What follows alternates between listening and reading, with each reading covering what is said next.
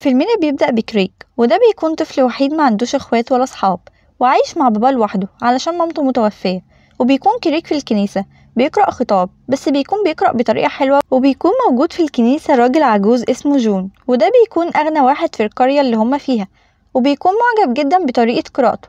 وتاني يوم بنشوف جون بيتكلم مع والد كريك، وبيطلب منه إن كريك يشتغل عنده، والوظيفة هي بتكون إن يجي كل يوم يقرأ له الكتب لأن نظره ضعيف. وبيوافق والد كريك. وأما كريك مش بيكون عنده اعتراض، بس بيكون مستغرب ليه هو اختاره بالرغم اللي فيه أطفال كتير وقراءتهم أحسن منه من وجهة نظره.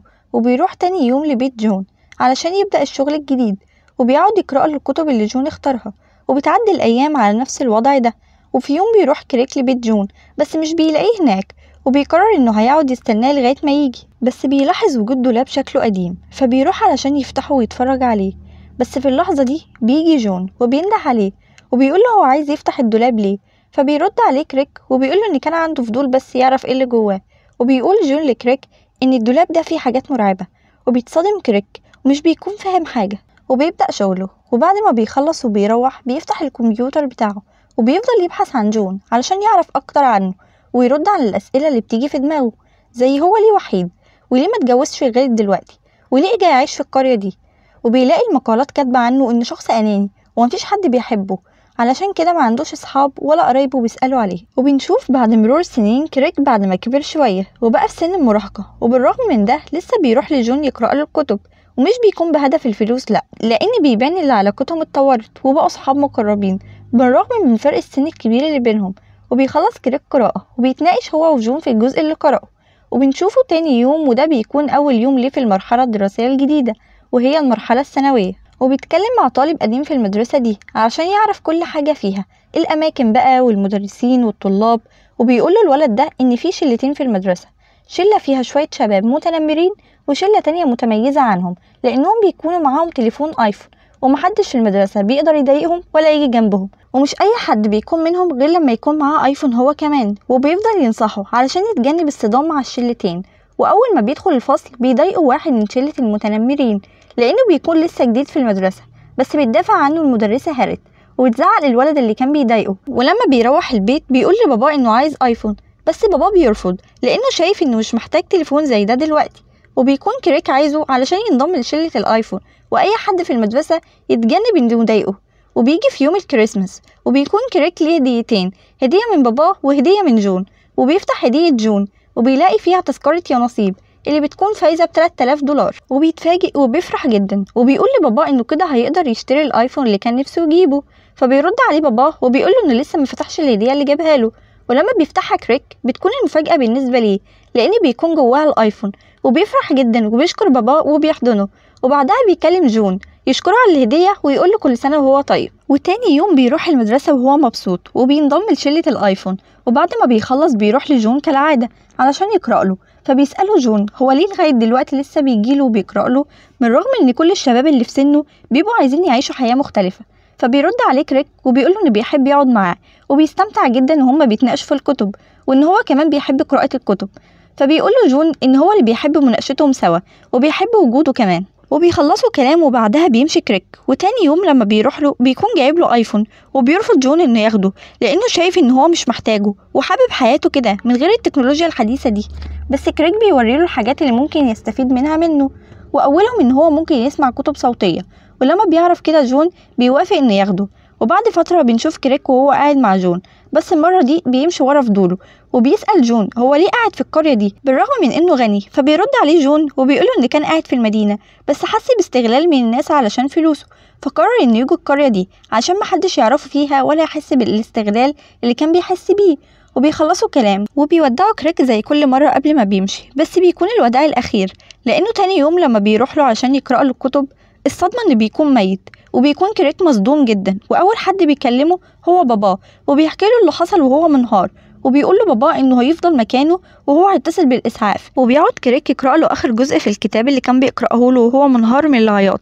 وبتيجي الإسعاف بعدها وبياخدوا جون، ونشوف كريك وهو في الكنيسة علشان يودع جون قبل ما يدفن. وبيكون حزين جدا لأن جون بالنسبة ليه كان صديقه المقرب، وبيودعه وبيحط له التليفون بتاعه في البدلة بتاعته من غير ما حد يشوفه. وبعد ما الجنازة بتخلص بيجي المحامي بتاع جون وبيدي الكريك وصية سايبها له جون.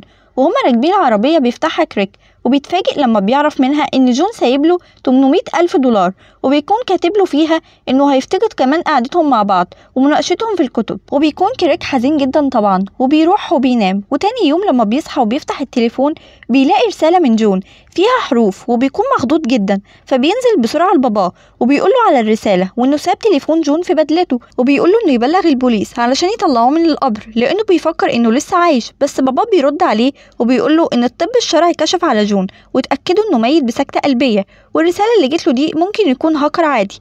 وبيهدى كريك وبيقتنع بكلام باباه وبيحاول انه يتأقلم في حياته الجديدة اللي من غير جون، وبيبدأ يروح من تاني المدرسة وبيتعرف على ناس جديدة وبيكون مبسوط بده. وفي يوم بيكون في حفلة مع أصحابه وبيجيله الولد اللي اتنمر عليه قبل كده وبيضربه جامد لغاية ما بيغمى عليه، لأن الولد ده بيكون فاكر إن كريك هو اللي قال لإدارة المدرسة إنه بيبيع مخدرات، وده سبب له إنه يترفد من المدرسة.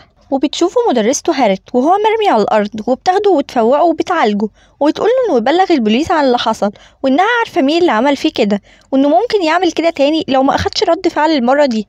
بس بيرفض كريك وبيقولها إنه مش حابب يعمل مشاكل وبيشكرها على مساعدتها وعلى نصيحتها ليه. وبيروح وبيفضل قاعد متضايق وبيمسك تليفونه وبيبعت رسالة لجون وبيحكي له فيها اللي حصل وقد ايه هو مفتقده في حياته، وانه لو كان موجود كان هياخد رأيه ويتصرف ازاي، وبيتمنى وجوده معاه تاني. وتاني يوم الصبح لما بيفتح تليفونه بيلاقي رسالة من زميله بيقول ان الولد اللي ضربه امبارح مات النهارده.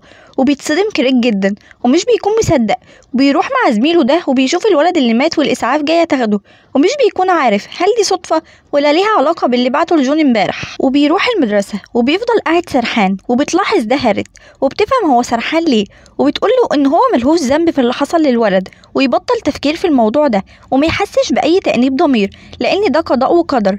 بس بيكون كريك مش مقتنع وحاسس ان في حاجه غريبه في الموضوع، وبالليل بيكون مش عارف ينام من التفكير، فبيبعت رسالة على تليفون جون وبيسأله هل هو فعلا ليه علاقة باللي حصل للولد اللي مات، وبيطلب منه انه يديله اشارة لو ليه علاقة. وبعدها على طول بيتخض لما بيلاقي جون بيتصل عليه وبيكون مش مصدق اي حاجة من اللي بتحصل حواليه طبعا، فبيقرر انه يروح للكنيسة وياخد رأي القديس اللي هناك. وبيقول له القديس ان ده اكيد هاكر اخترق تليفونه وهو اللي بيعمل كده، وبيغير كريك تليفونه خالص علشان يخلص من الموضوع ده. وبتعدي فترة فعلا ومش بيحصل حاجة، وبيخلص كريك المرحلة الثانوية وبيروح يدرس في كلية في مدينة تانية، وبيودع باباه وبيسافر وبيفضل مركز مع نفسه ومذاكرته. وفي يوم بيلاقي باباه بيكلمه وبيقوله ان المدرسة هارت اتوفت في حادثة، وبيحزن كريك جدا وبيضطر انه يرجع لمدينته علشان يحضر جنازتها ويودعها. وبيحضر الجنازة وبيعرف من والده ان هي توفت هي وخطيبها في حادثة عربية بسبب شخص اسمه دون، وبيعرف كمان ان الشخص ده ما تعاقبش وودوه مركز تأهيل. فبيتعصب كريك جدا وبيبقى شايف انه لازم يتعاقب على اللي عمله ده، وبيرجع لتليفونه القديم وبيبعت رسالة لجون وبيحكي له اللي حصل كله وبيطلب منه انه يعاقب دون على اللي عمله.